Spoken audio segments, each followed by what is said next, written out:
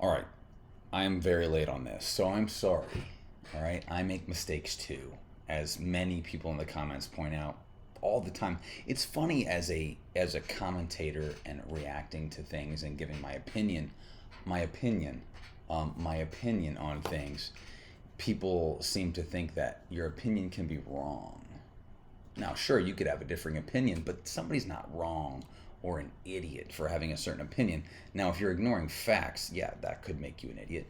However, all of this is just for fun. All of this is just because I love movies and I love being in movies and making movies as well. So that's where my opinion stems from, is actually someone who's been in the industry for over a decade and actually does the thing that he's talking about. So who am I to say?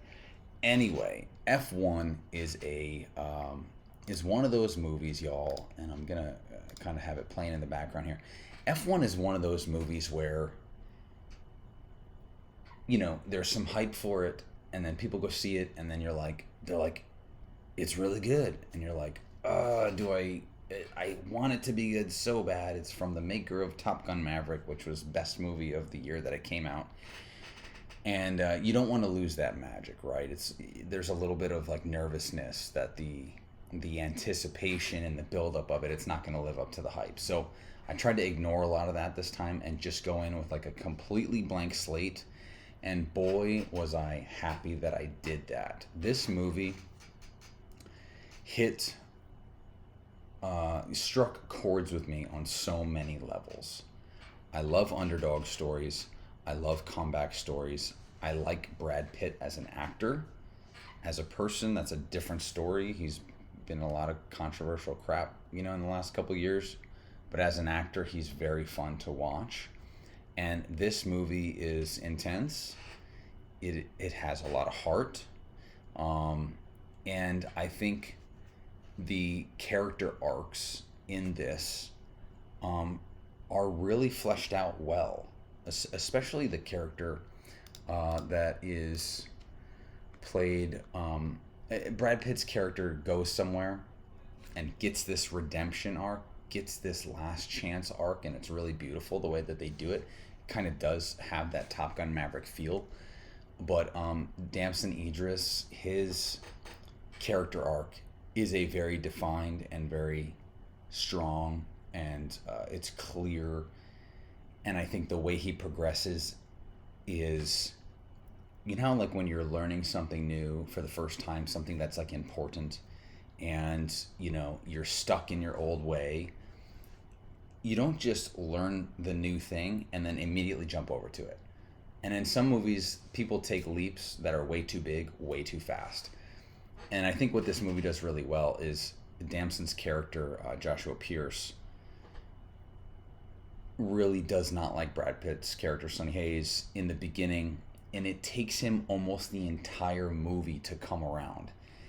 And that's fantastic. That is what you want to see. You want the resolution to be, or really the climax and then the resolution to be where you find the completion of that arc, right? The resolution is the completion of the arc. It's like the resolution in Rocky was that when he finally won, or he finally fought, Apollo Creed, Adrian came around in the last second of the film where she pops in the door and she's looking, through the crowd, and they're walking in front of her, and he goes, "Oh, I made it, Adrian," and she's like, "Rocky," that resolution. Her character arc was she didn't want to see him get his face beat in by all these boxers, and then she finally came around. That's what happens in this movie.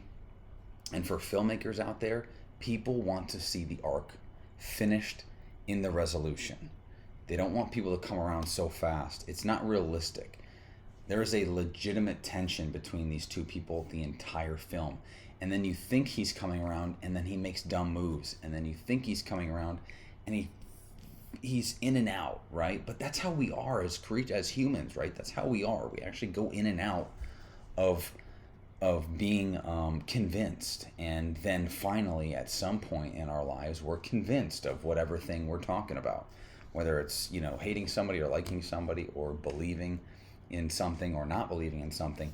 And I really love how they did that. And this director, like I said, same as Top Gun Maverick, Joseph Kaczynski, and he just did a fantastic job. This is movie of the year for me so far. I know we're only halfway through the year or so, but this was just really well done. And this underdog story that Brad Pitt goes through really resonates with me, y'all.